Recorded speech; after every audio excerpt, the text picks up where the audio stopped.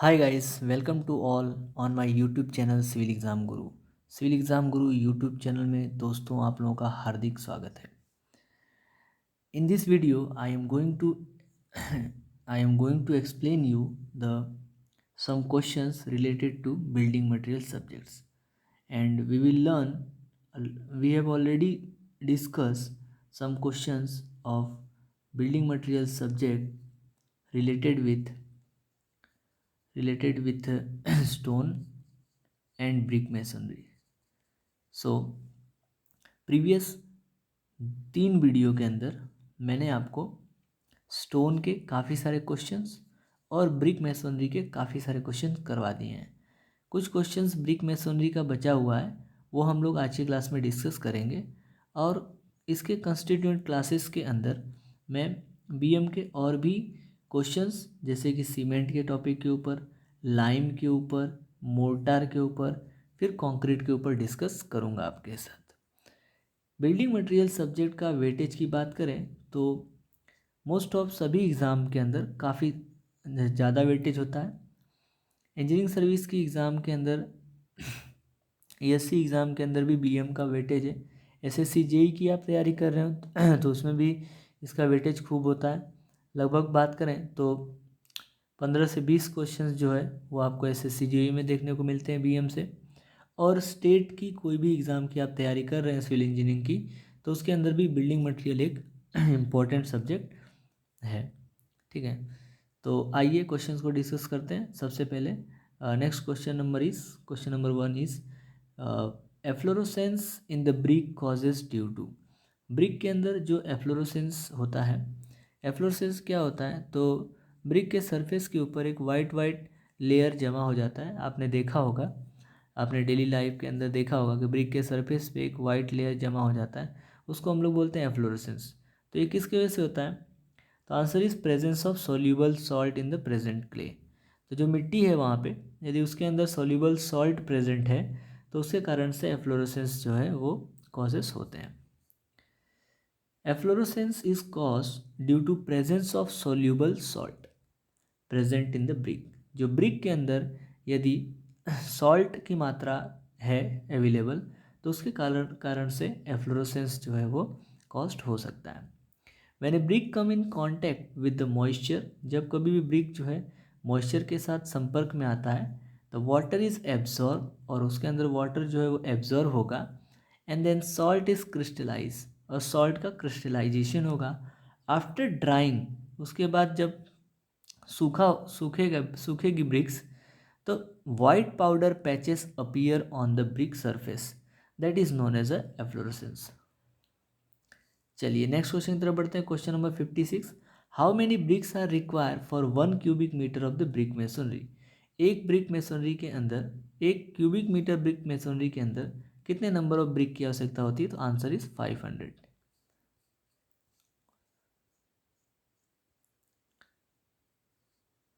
देख सकते हैं आप इसका solution.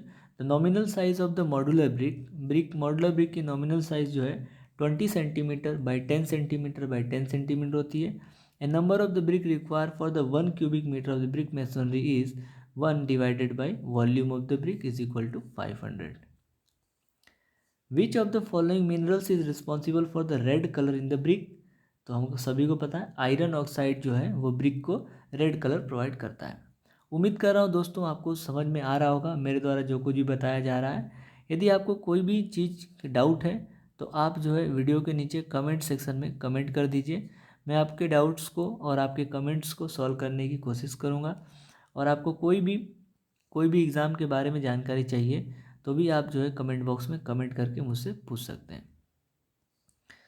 Iron in the clay के अंदर iron gives a red colour on the burning when the excess of the oxygen is available and dark brown colour when the oxygen available is insufficient.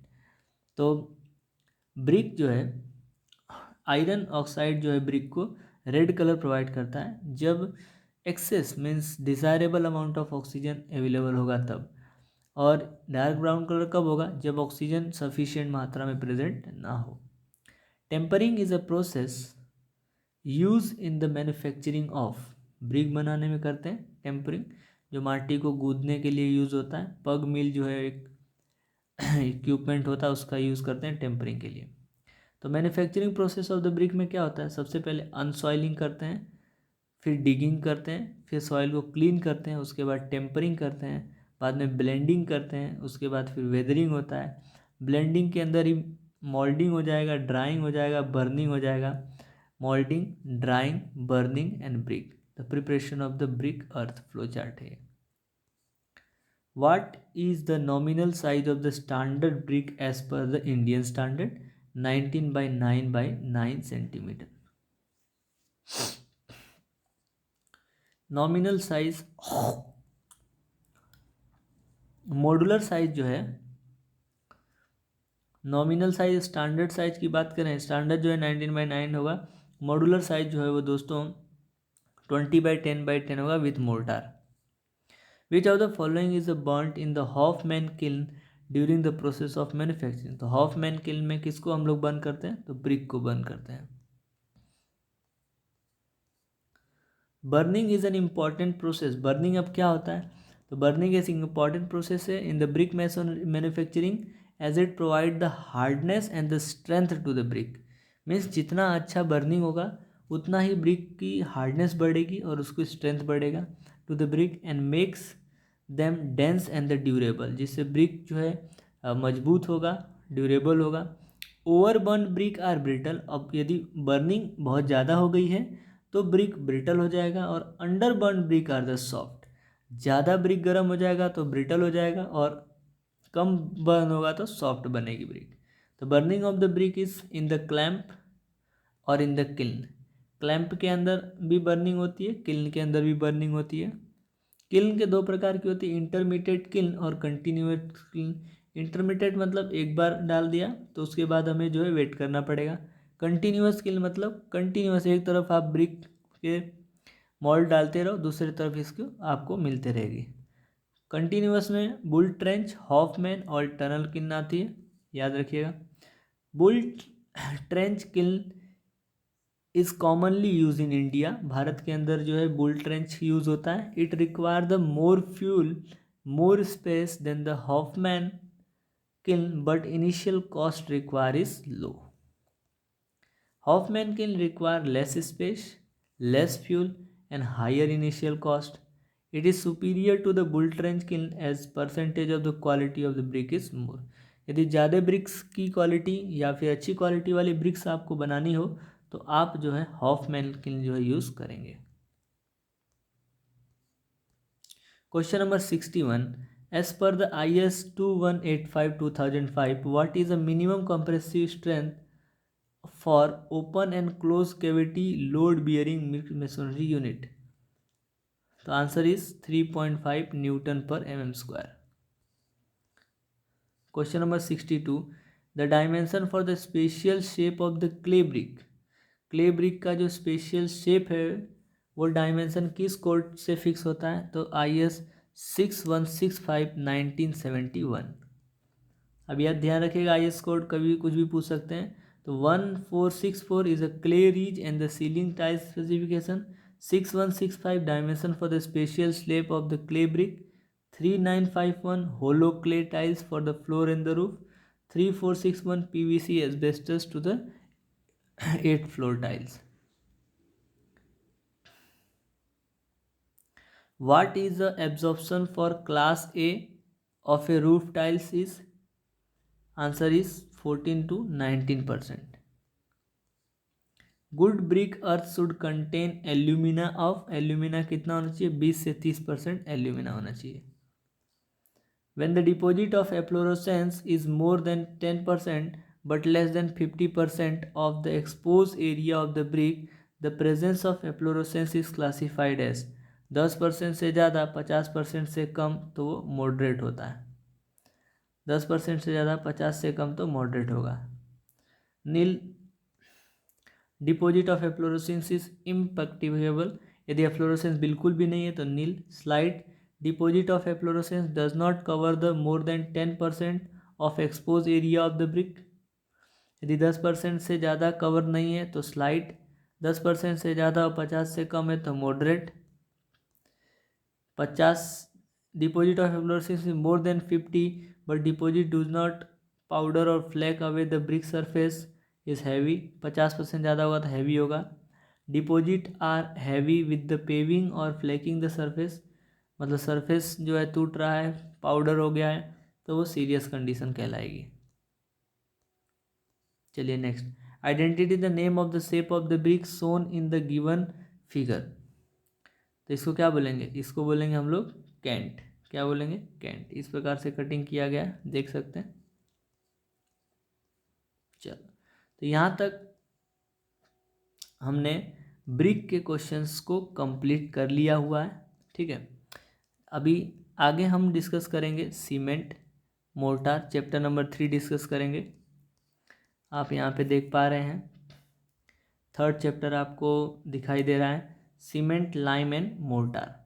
Cement lime and mortar.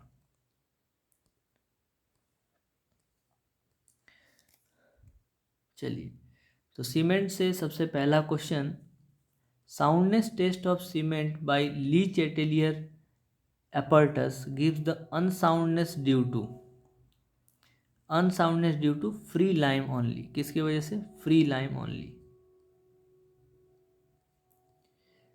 Lee Chatelier apparatus is use to measure the soundness of cement. Le Chatelier apparatus जो है cement की soundness measurement करने के लिए use होता है. Unsoundness of the cement is increase in the volume of cement after setting to the presence of free lime and magnesia. Unsoundness जो है फ्री लाइम और मैग्नीशिया की वजह से होता है, लेकिन ली चैटेलियर्स जो इक्विपमेंट है वो साउंडनेस ओनली मेजर करता है फ्री लाइम की वजह से. Le Chatelier method is use in case of unsoundness due to free lime only. Autoclave method is another method of the soundness test which measure the unsoundness due to free lime and magnesia both. तो यदि free lime की वजह से और magnesia दोनों की वजह से अनसाउंडनेस है, तो उसको मेजर करने का जो मेथड है वो है आपका ऑटोक्लेव मेथड. तो ऑटोक्लेव मेथड से आप मेजर कर सकते हैं. देखिए ली चैटेलियर मेथड क्या होता है. तो ली चैटेलियर मेथड में एक ये रॉड होती है और ये ग्लास के मोल्ड होते हैं, और इसके ऊपर हम लोग ग्लास का प्लेट रखते हैं. ये मोल्ड की साइड जो है 30 mm की होती है और एक ग्लास प्लेट होता है. मैंने अपने वीडियो में साउंडनेस मेथड को समझाया हुआ है, प्रैक्टिकल्स वीडियो, तो वो भी आपके लिए बेनिफिट होगा. प्रैक्टिकल सिविल इंजीनियरिंग का बहुत सारा मैंने वीडियो डाला हुआ है, तो आप वहाँ से भी देख सकते हैं. ली चैटेलियर मेथड को पूरा का पूरा मैंने डिटेल एक्सप्लेनेशन दिया हुआ है. 30 mm का ये डायामीटर होता है और split do not more than 0.5 mm. The brass mould thickness जो है वो 0.50 mm होती है. Indicator with the pointed end, तो ये इंडिकेटर होता है, और इसकी जो लेंथ है 165 mm जितनी होती है. पूरा डायग्राम आप देख पा रहे हैं. प्रोसीजर देखते हैं कि साउंडनेस टेस्ट का प्रोसीजर क्या होता है. It consist of the small split cylinder of the spring brass और other suitable metal which is 30 mm in the diameter and the 30 mm in the height. On other side of the split are attached with the two indicator arms of 160 mm long with the pointed end. Cement is gauged with 0.78 times the water required for the standard consistency. तो ली Chatelier method जब कभी भी आप कर रहे हैं तो इसके अंदर वाटर कितना यूज़ करेंगे, तो 0.75 इंटू पी जितना यूज़ करेंगे. In the standard manner as filled with the mould kept on the glass plate. अब मोल्ड के अंदर पूरा का पूरा भरेंगे और ये ग्लास प्लेट का जो मोल्ड है, ग्लास का जो मोल्ड है उसके अंदर सीमेंट पेस्ट फिल कर देंगे. Mould is covered on the top with another glass plate. The whole assembly is immerse in the water at a temperature of 27 to 32 degree Celsius and kept there for the 24 hour. अब ये पूरे के पूरे assembly को initial setting time 30 minute के बाद जैसे set हो जाता है उसको 27 से 32 डिग्री सेल्सियस टेम्परेचर पर पानी के अंदर पूरे असेंबली को एडजस्ट कर देना है. The mould is taken out to measure the distance between the indicator point. 24 घंटे के बाद पूरे मोल्ड को निकाल लीजिए और इंडिकेटर के बीच के अंदर की जो डिस्टेंस है वो मेजर कर लीजिए। Submerge the mould again in the water, अब वापस से पूरे मोल्ड को पानी के अंदर इंसर्ट करवाना है। Heat the water and bring the boiling point is about 25 to 30 minutes and keep it the boiling for the 3 hour. अब पानी को गर्म करना है, कम से कम 20 से 30 मिनट तक पानी को गर्म करना है, जिससे पूरा बॉइलिंग पॉइंट आ जाए, मतलब पानी उबलने लगे उतना।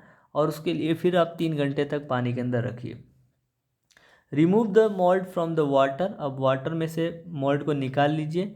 Allow it cool and major the distance between the indicator point, अब इंडिकेटर पॉइंट के बीच की डिस्टेंस वापस से आपको मेजर करनी है। तब ये कितना है वो देखना है। Different between the this two measurement, अब जो आगे वाला आपने मेजरमेंट लिया था 24 घंटे पानी से निकालने के बाद और 3 घंटे तक गर्म पानी में रखने के बाद, this two measurement represent the unsoundness और एक्सपांसन ऑफ द सीमेंट, ये दो मेजरमेंट जो है वो सीमेंट की अनसाउंडनेस और एक्सपांसन बताती हैं। Le Chatelier method detect unsoundness due to free lime only. Okay, Le Chatelier method जो है फ्री लाइम के कारण से ही जो है जनरेट होता है।